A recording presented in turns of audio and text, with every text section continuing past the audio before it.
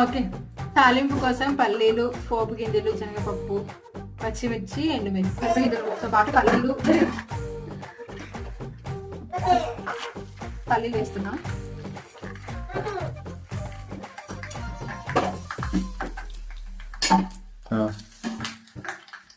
Next వేసేసుకోండి.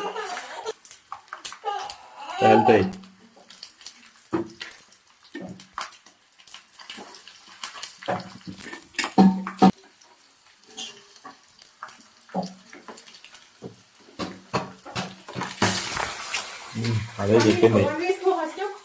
నామం జరగడం వల్ల నేను తట్టుకొని మా వారు ఎంటర్ అవ్వాల్సి వచ్చింది. నూనె పడింది.